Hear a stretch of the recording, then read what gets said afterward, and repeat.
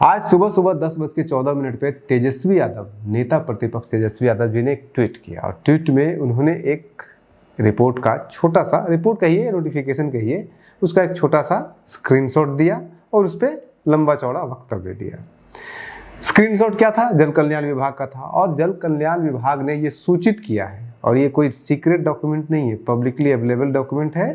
जनता को, जनार्दन को, प्रदेश को सूचित किया जन कल्याण विभाग ने कि अलग अलग तरह की जो पेंशन योजनाएं हैं, चाहे महिलाओं के लिए है, विकलांग के लिए है, इस तरह के लगभग 6 योजनाएं हैं पेंशन की, उसके लिए लगभग 3,662 करोड़ रुपया जो है वो स्टेट रिलीफ फंड, जो स्टेट डिजास्टर रिलीफ फंड होता है, उससे निकाल करके वो पेमेंट किया जाएगा या कर दिया गया है। अब इस पे मुद्दा बनाया गया तेजस्वी यादव जी के द्वारा कि भाई आप फंड को डाइवर्ट कर रहे हैं। मुद्दा बिल्कुल सही है, फंड को डाइवर्ट करना आइडियल कंडीशन में नहीं होना चाहिए। जिस चीज़ के लिए जो फंड एलोकेट किया गया है उसको उस चीज़ के लिए रहने देना चाहिए। खास करके डिजास्टर मैनेजमेंट का जो फंड है उसको एलोकेट जितना किया गया उसको छोड़ देना चाहिए, क्योंकि कभी भी डिजास्टर आ सकता है। तो और खास करके अगर आपका सेंटर के साथ बढ़िया रिलेशन नहीं है, तो अगर सेंटर एकाएक आपको मदद सही से नहीं देता है और कोई बड़ा आपदा आ जाता है तो दिक्कत हो जाएगी, तो होना नहीं चाहिए। लेकिन ये कोई ऐसा नहीं है कि स्टेट डिजास्टर फंड से ही ट्रांसफर होता है पैसा। बहुत तरह के फंड होते हैं और एक फंड का इस्तेमाल दूसरे जगह पे होता रहा है और बहुत जगह पे हुआ है। आप ये तो स्टेट डिजास्टर है, SC ST का फंड, इसी स्टेट से आपको हम एग्जाम्पल देंगे, इसी हिंदुस्तान में हुआ है कि दलित जातियों के लिए, दलितों के लिए, सामाजिक कल्याण के लिए जो फंड मुहैया कराया गया था कर्नाटक में कांग्रेस की सरकार में, उस फंड को ट्रांसफर कर दिया गया था यही पेंशन के लिए, महिलाओं को पैसा देने के लिए। इनफैक्ट इसी बिहार में, बिहार नहीं उत्तर प्रदेश में, जो नेपाल बॉर्डर पर बॉर्डर सिक्योरिटी फोर्सेस के जो फेंसिंग और जो बॉर्डर सिक्योरिटी रोड्स बनाए जा रहे हैं, लगभग 500 किलोमीटर के आसपास का रोड बनाया जा रहा था, अभी भी कंप्लीट नहीं हुआ है, उसके फंड जो है वो ट्रांसफर कर करके यूपी सरकार ने कहीं कहीं और इस्तेमाल कर लिए। तो ऐसे बहुत सारे एग्जाम्पल मिलेंगे। पंजाब का एग्जाम्पल है, उड़ीसा का एग्जाम्पल है। उड़ीसा में तो जो है वो गाड़ी खरीद लिया गया, थार गाड़ी खरीद लिया गया फॉरेस्ट डिपार्टमेंट के लिए, और वो स्टेट डिजास्टर फंड का पैसा वहां से ले लिया गया। तो एग्जाम्पल बहुत सारे मिलेंगे, एग्जाम्पल की कमी नहीं है। तो ऐसा नहीं है कि बिहार में ये हो रहा है तो एक्सेप्शन हो रहा है क्योंकि बिहार जो है वो बैंकरप्ट हो गया इसलिए ऐसा हो रहा है।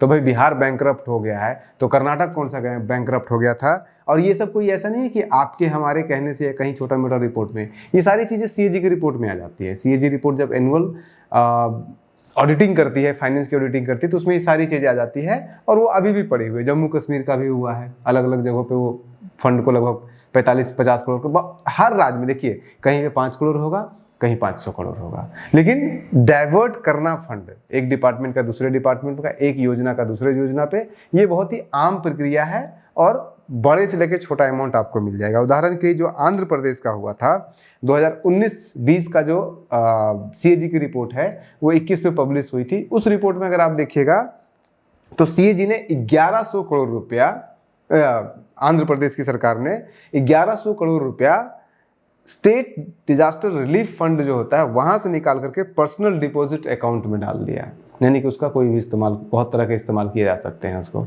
तो वो ट्रांसफर हुआ। उसके अलावा आप उड़ीसा में जो हम कह रहे थे कि गाड़ी, फॉरेस्ट डिपार्टमेंट के लिए गाड़ी खरीदने के लिए जो XUV गाड़ियां होती है उसको खरीदने के लिए 17 करोड़ रुपया ट्रांसफर कर दिया गया स्टेट डिजास्टर रिलीफ फंड से। उसी तरह से उसमें भी सबसे बड़ा जो एग्जाम्पल है, आप भी मोस्ट रिसेंट जो केस है आपका पंजाब का है।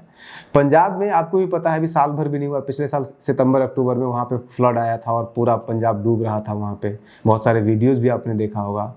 उस समय बीजेपी के स्टेट प्रेसिडेंट, यानी कि पंजाब बीजेपी के स्टेट प्रेसिडेंट ने सवाल उठाया था कि भाई इतना बड़ा डिजास्टर आया हुआ है और सरकार कह रही है कि सरकार के फंड, उसमें कॉन्ट्राडिक्टरी आया था। सरकार से पूछा गया तो सरकार ने कहा कि 2022 से लेकर के अभी तक यानी कि 25 तक लगभग सेंट्रल गवर्नमेंट से स्टेट रिलीफ फंड में मुश्किल से 1500-1600 करोड़ रुपए आए हैं। लेकिन जब CAG का रिपोर्ट आता है उसके पहले साल, उसमें खुद सरकार कहती है कि लगभग 9-9.5 हजार करोड़ रुपया पड़ा हुआ है, सेव पड़ा हुआ है, वो बिल्कुल अनटच्ड है। उसके बाद फिर मोस्ट रिसेंट जो रिपोर्ट आती है उसमें वो दिखा रहे हैं कि 12,589 करोड़ 59 लाख रुपया पड़ा हुआ है।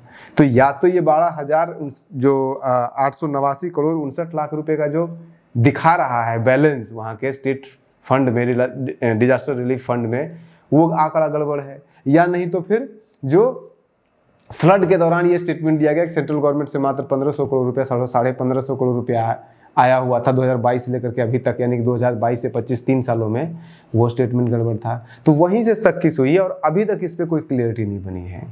एक राज्य पंजाब में, बिहार में तो नहीं आया, 2000 मेरे ख्याल से आखिरी बड़ा फ्लड या कोई बड़ा डिजास्टर बिहार में आया था वो 2016 में आया था, 16-17 में जो आया था, उसके बाद से कोई बड़ा डिजास्टर नहीं आया। तो 16-17 से लेकर के अभी तक कुछ ऐसा हुआ नहीं है। अब कितना फंड पड़ा हुआ है डिजास्टर रिलीफ फंड बिहार में, उसमें से कुछ पैसा क्या निकाला जा सकता है, नहीं निकाला जा सकता है, कितना टेक्निकली निकाला जा सकता है, वो एक अलग मुद्दा है।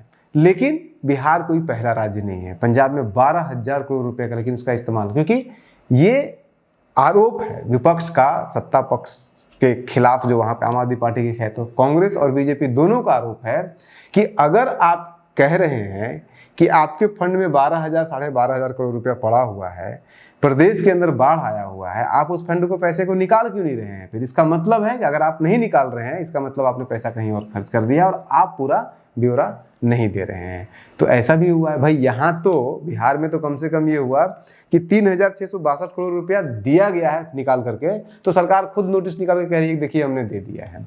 पंजाब में तो 12,500 करोड़ रुपया कहाँ गायब हुआ पड़ा है, उसका कुछ अता पता ही नहीं है। सरकार कह रही है कि है फंड में पड़ा हुआ, लेकिन जब फ्लड आता है तो वो पैसा नहीं निकालते ही नहीं है। तो वहाँ पे हो सकता है बड़ा घोटाले का भी संकेत वहाँ पे दिख रहा है।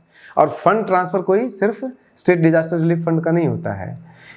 SC ST, भाई अगर आपके यहाँ डिजास्टर नहीं आ रहा है, पैसा जमा होता जा रहा है, तो आप कहीं पे डाइवर्ट कर सकते हैं।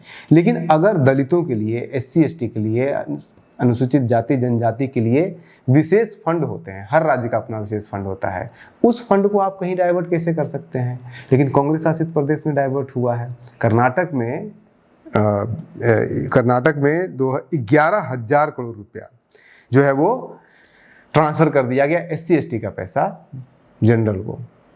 मतलब आप सोचिए कि इससे बड़ा एग्जाम्पल तो डिजास्टर नहीं है, ना ही वहाँ पे कोई जो है वो स्टेट क्राइसिस आया हुआ है या जो राज्य जो है उसका दिवालियापन निकला हुआ है। तो अगर ट्रांसफर पैसे किए जा रहे हैं, इसका मतलब ये नहीं कि स्टेट का दिवालिया निकल गया है, खजाना खाली हो गया, जो नैरेटिव बिहार में कहा जा रहा है।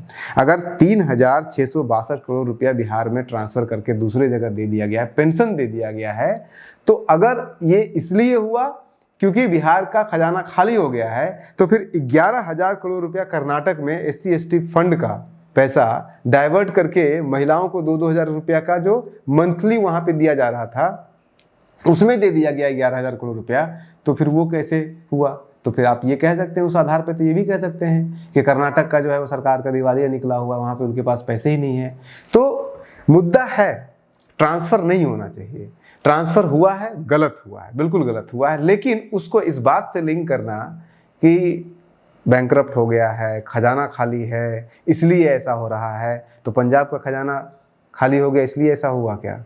बाकी राज्यों का खजाना खाली हो गया, आंध्र प्रदेश का खजाना खाली हो गया है क्या? कर्नाटक का खजाना खाली हो गया है क्या? और हर राज्य में, छोटे राज्यों में, बड़े राज्यों में, कश्मीर का मामला है, आसाम में आपको मिल जाएगा, उड़ीसा में मिल जाएगा, कहाँ नहीं मिलता है? कम ज़्यादा हर जगह मिलता है। तो स्टेटमेंट को फ्रेम करते हुए थोड़े उसके डिटेल में जाइए, तब असली कहानी पता चलती है। और असली कहानी बताने के लिए, या फिर असली नहीं कहेंगे, असली नकली तो खैर कुछ होता नहीं है, लेकिन उस कहानी का एक दूसरा पहलू, तीसरा पहलू और चौथा पहलू, या फिर अनंत पहलू हो सकते हैं। तो उसमें से एक दूसरा तीसरा पहलू बताने की जिम्मेदारी हम प्रयास करते हैं कि आपको न्यूज़ हंटर पर दें। आप बने रहिए न्यूज़ हंटर के साथ। नमस्कार।